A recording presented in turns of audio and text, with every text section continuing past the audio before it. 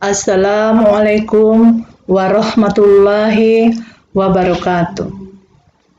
Adik-adik sekalian, baiklah untuk pembelajaran hari ini yaitu mata pelajaran Sejarah Kebudayaan Islam untuk kelas 7 dengan judul Khulafaur Rasyidin.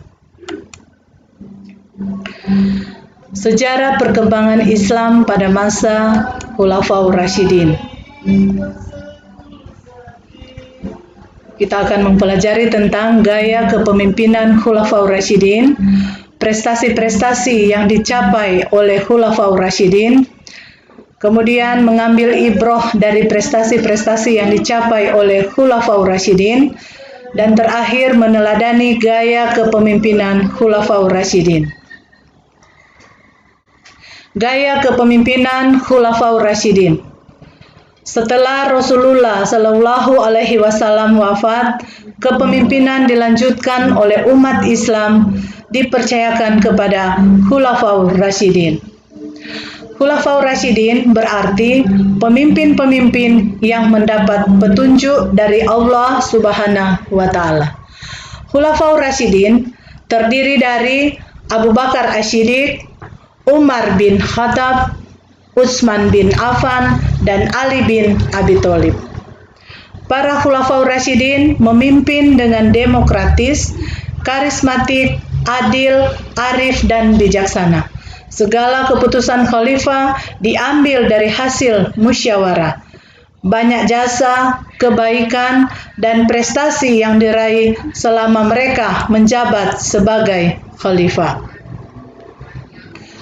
Prestasi-prestasi yang dicapai oleh Khulafaur Rasyidin. Pertama, Khalifah Abu Bakar As-Siddiq, yaitu tahun 11 sampai 13 Hijriah atau 632 sampai 634 Masehi. Kaum muslimin mengalami guncangan dan permasalahan setelah Nabi Muhammad Sallallahu Alaihi Wasallam wafat.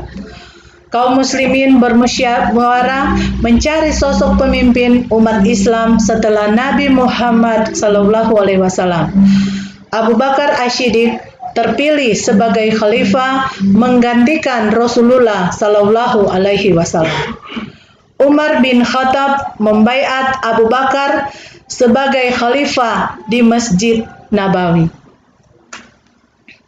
Prestasi-prestasi Khalifah Abu Bakar As-Siddiq yaitu menyebarkan agama hingga ke Syam, memberantas kaum murtad, menguasai Persia, kodifikasi pembukuan Al-Quran.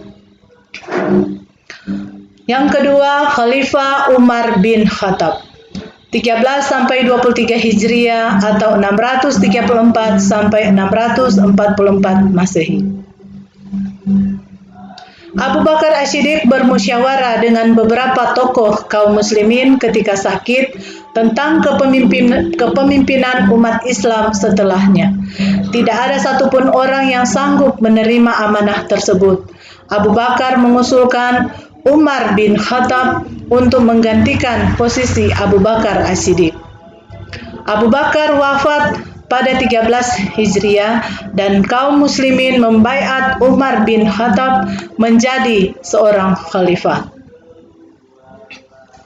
Prestasi-prestasi Khalifah Umar bin Khattab: membentuk pemerintah yang adil, berwibawa dan disegani, memperluas kekuasaan Islam ke Afrika serta runtuhnya kerajaan Persia Romawi, membangun kota Basra 16 Hijriah atau 636 Masehi, membangun kota Fushat sebagai ibu kota Mesir 21 Hijriah atau 642 Masehi, membangun Masjid Amr bin As, menetapkan kalender Islam. Wafatnya Umar bin Khattab 23 Hijriah atau 644 Masehi. Khalifah Umar bin Khattab meninggal akibat sebuah persekongkolan yang dirancang musuh-musuh Islam dari kalangan Yahudi dan Persia. Umar meninggal karena dibunuh ketika melakukan sholat subuh. Umar bin Khattab dibunuh Abu Lu'lu seorang mantan budak Persia. Umar ditusuk dengan belati beracun. Khalifah Utsman bin Affan 23 sampai 35 Hijriah atau 644 sampai 656 Masehi. Utsman bin Affan, khalifah ketiga setelah Umar bin Khattab. Utsman merupakan saudagar kaya yang membantu visi dan misi Islam dengan harta. Khalifah Umar bin Khattab membentuk majelis syura yang beranggotakan Ali bin Abi Thalib, Utsman bin Affan, Sa'ad bin Abi Waqqas, Abdurrahman bin Auf, Zubair bin Awam, dan Talha bin Ubaidillah.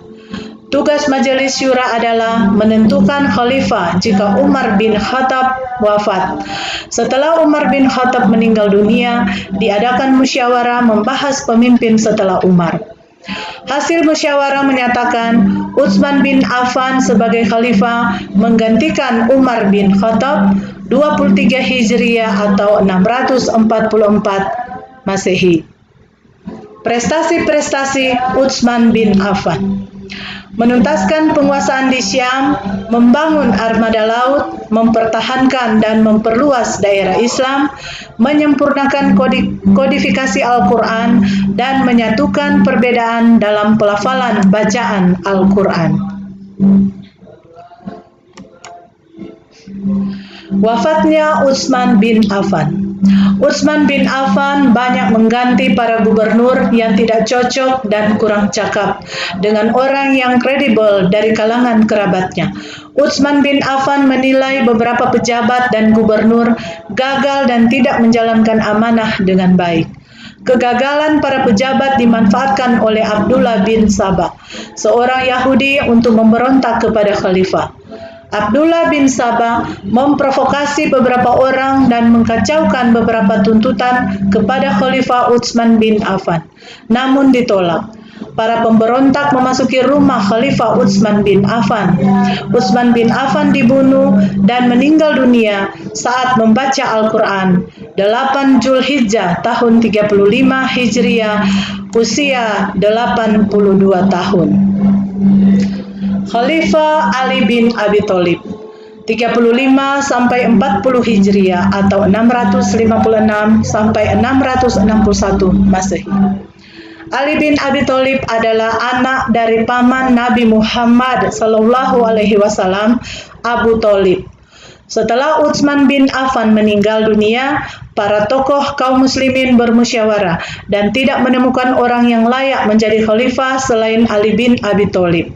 Ali bin Abi Thalib dikenal sebagai pribadi yang cerdas, berani, dan amanah. Maka diangkatlah Ali bin Abi Thalib menjadi khalifah kaum muslimin yang keempat. Prestasi-prestasi yang dicapai oleh Ali bin Abi Thalib: 1. Mengganti pejabat yang kurang cakap. 2.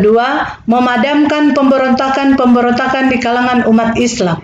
3. Menyempurnakan tulisan Al-Quran.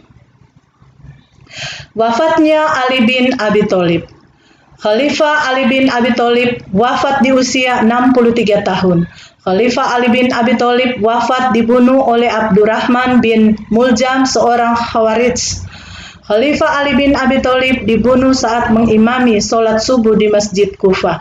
Khalifah Ali bin Abi Thalib wafat pada 21 Ramadan tahun 40 Hijriah. Dari pembelajaran hari ini kita bisa mengambil ibrah dari prestasi-prestasi yang dicapai oleh Khulafaur Rasyidin.